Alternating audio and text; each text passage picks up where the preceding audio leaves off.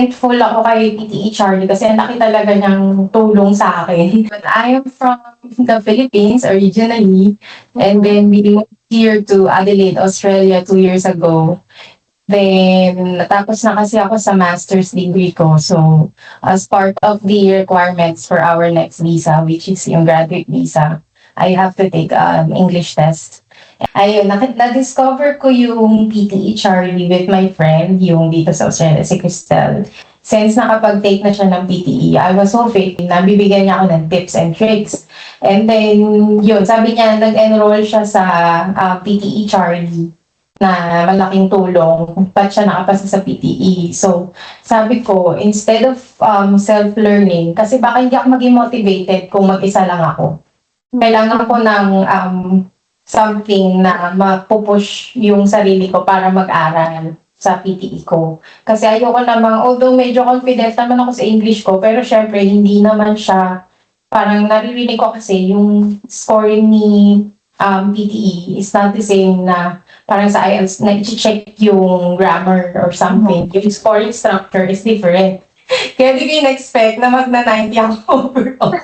And then yun nga po, best value po yung inability 30 days access na coaching. 30 days, yes. Kaya nag-decide ako mag-enroll. Nag-inquire ako kay Miss Cathy and then in-avail ko yung 30 days kasi nisip ko kung yung 14 days since working ako, baka hindi ko siya, hindi ma-short ako ng time ng practice, pati hindi ko ma-attend ang lahat ng sessions. So, most of the time, afternoon or night ako nag-join. Although, hindi naman ako nakaka-join everyday. Pero, pag nag-join ako, encouraging yung mga teachers. Tapos, ini-encourage nila na mag-join dun sa mga activities. So, ang ginagawa ko, gumagawa rin ako ng notes ko on my own. Based dun sa mga tips na binibigay nila. Na hindi naman, yung PTE, hindi naman siya parang test lang. Kailangan mag-focus ako kung saan ako mahina. Yung described image, doon ako kinakabahan. Buti na lang, may template si PTE Charlie. Written part naman, sinunod ko lang yung structure na binigay ni PTE.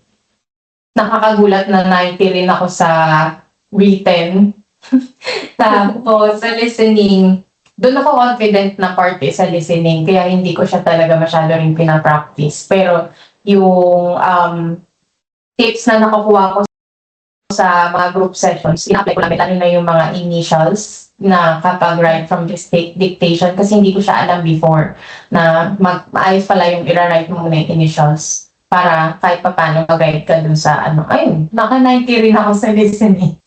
Sa writing, maganda talagang i-follow yung template. Although hindi ko naman kinabisado yung summary template na binigay ni PT kasi pero yung mga in today's world na, yung mga samples na binibigay nyo, no, firstly, secondly, tas in example to that, this is because, yun, ginamit ko siya. Kaya feeling ko, mataas ako sa writing kasi ginamit ko yung intro, yung body, yung conclusion, tapos yung mga connecting words. Kaya, helpful din talaga na tatandaan mo yung mga tips. So, nag-stick lang ako sa template ni PTE Charlie since yung mga practices naman, tinatry ko siya. Okay naman yung nakukuha kong score.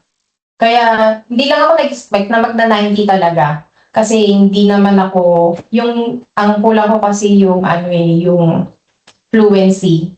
Kapag magsasalita, hindi ako dire-diretso, napapaisip pa rin ako. Sabi ni Miss Cathy, ang nakuha ko ng tip kay Miss Cathy no, sa speaking, sa described image, kasi doon talaga ako pinaka nag-struggle. Sabi ni Miss Cathy, kung ano lang yung makita na mata ko, yun na yung sabihin ko. Umattend ako ng mga group sessions para magka-idea ko dun sa flow ng exam.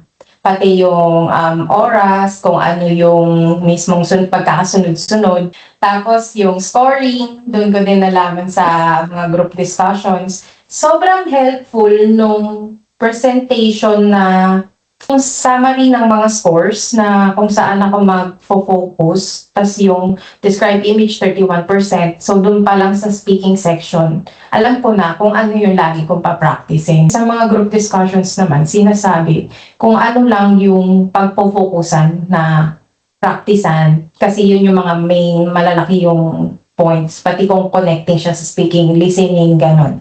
And then, yung practice ko, talagang nag-lock in ako the last 2 weeks. yung halos everyday, gumagawa akong practice. Tapos every weekends, kasi yun lang yung pinaka-vacant time ko. Since yung weekdays ko, it's talagang busy talaga ako. So ginagawa ko, pinipilit ko maka-join ko sa 1 hour session. Tapos kahit mga 10 to 5 minutes, 10 to 15 minutes practice, ang ginagamit ko pa nga yung portal yung muna nung una, yung pagpa-practicean bawat section. Tapos hindi pa ako nagmamak nun. Kasi ang haba, 2 hours ko magmamak ako, mauubos yung oras ko, may work pa ako. So, ayun, short practices lang first 2 weeks. Then, talagang inaaraw-araw ko yung pag-join. Kasi kahit ulit-ulit siya, may malalaman at malalaman ka na bagong idea eh. Kasi hindi naman pare-pares lahat na nagtatanong kada session. So, magkaka-idea ka rin sa mga questions ng iba mo kasama sa sa group discussion. Tapos, ano pa ba? Ayun, yung last 2 weeks, nag-lock in talaga ako ng parang lagi ako nag-aalat ng 1 hour to 2 hours a day for practice.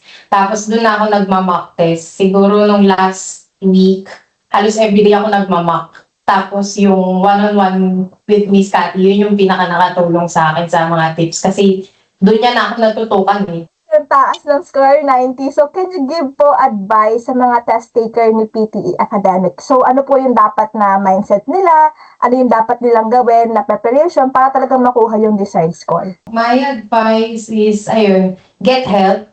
Kasi mahirap din mag-isa, lalo na kung mayroon kang ibang things na inaasikaso mo. Kung may work ka, better to enroll sa mga test center. And most especially, if alam mo naman sa sarili mo na hindi mo siya kaya mag-isa.